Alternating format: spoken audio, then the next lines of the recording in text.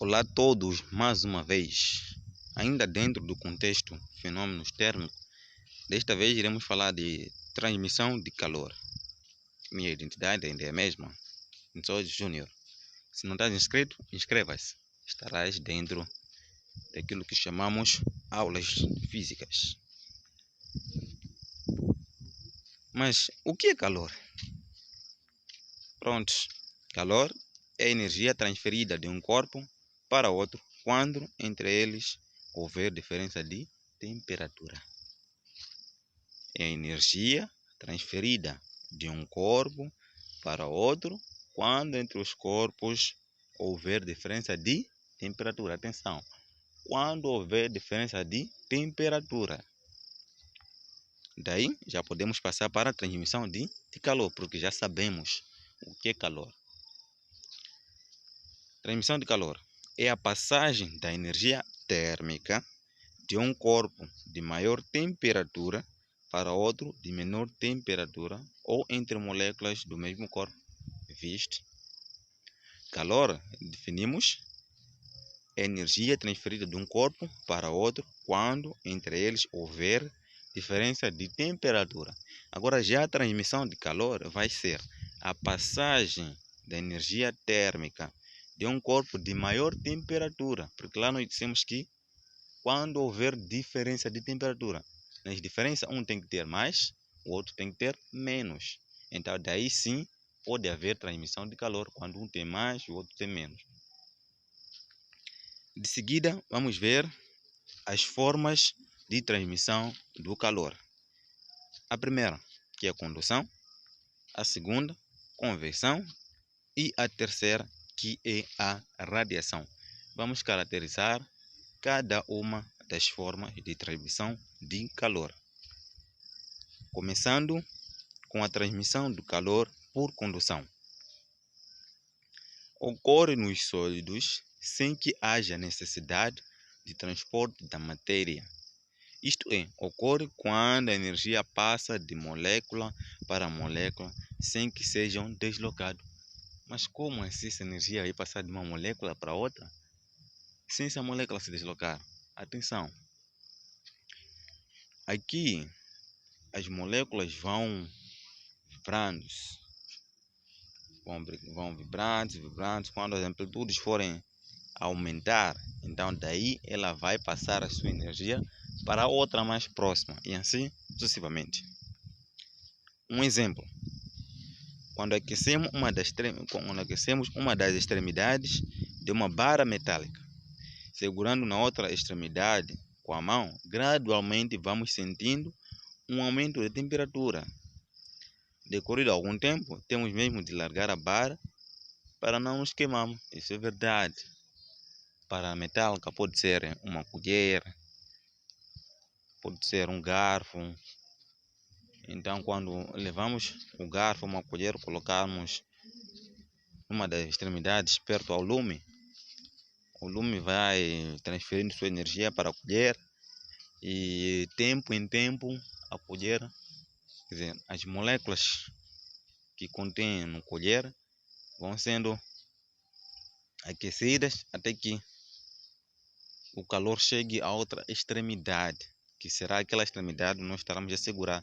Daí, sentindo aquela sensação muito alta da temperatura, nós temos que largar, senão vamos nos queimar. E temos aqui uma particularidade: bons condutores, exemplo de cobre, ferro, alumínio, e maus condutores, exemplo de vidro, plástico, madeira, borracha, ar e outros exemplos.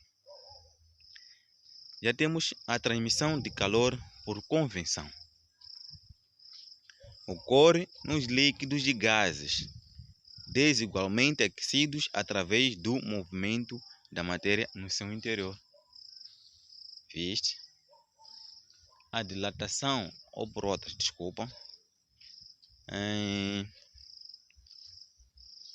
a transmissão de calor por condução ocorre nos sólidos. E lá a matéria não se desloca. Quer dizer, não há transferência de matéria. Não. Enquanto que aqui ocorre nos líquidos e gases desigualmente aquecidos através do movimento da matéria no seu interior. Um exemplo: ao colocar água para ferver, a parte que está próxima ao fogo será a primeira a aquecer. Sim, correto.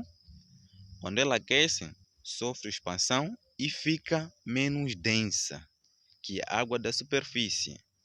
Sendo assim, ela desloca-se para ficar por cima, enquanto a parte mais fria e densa move-se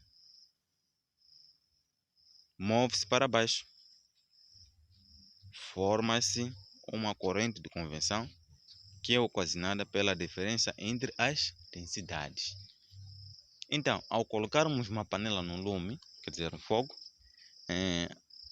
aquela parte da água que está mais próxima do lume, ela irá aquecer primeiro, e quando aquecer, ela fica menos densa. A intenção é de ir para cima.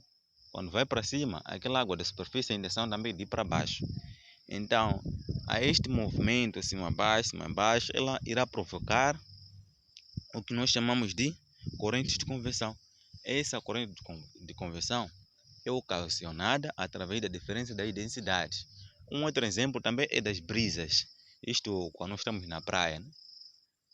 Há um certo tempo, nós sentimos a brisa saindo da praia para a terra. Depois de um tempo, já há de haver um inverso. Sai da terra de volta para a praia. Também é um exemplo de transmissão de calor por convecção. E por último, temos transmissão de calor por radiação. Ocorre sem que haja necessidade da presença de um meio material para sua propagação. Mas como assim? Olha, ela se manifesta pelos raios ou ondas de calor que envia o Sol através do espaço. Pode haver radiação desde uma lareira, uma lâmpada ou outro elemento muito quente, pois os raios caloríficos são muito semelhantes aos raios luminosos. Sim, correto. Equilíbrio térmico. Eu acho que já se perguntou quando é que termina essa transferência de energia entre dois corpos. Quando um corpo tem mais temperatura e um outro corpo tem menos temperatura. Quando é que se termina?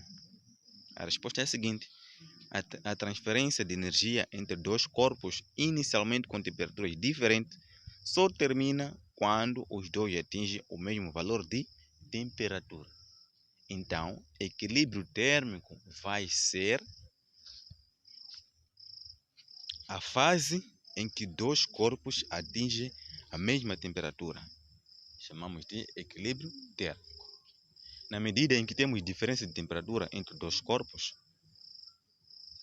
nas suas transferências, então não estamos em equilíbrio térmico. Só teremos equilíbrio térmico quando os dois corpos começarem a se transferir até chegar a um certo momento a transferência cessa, porque ambos terão a mesma temperatura.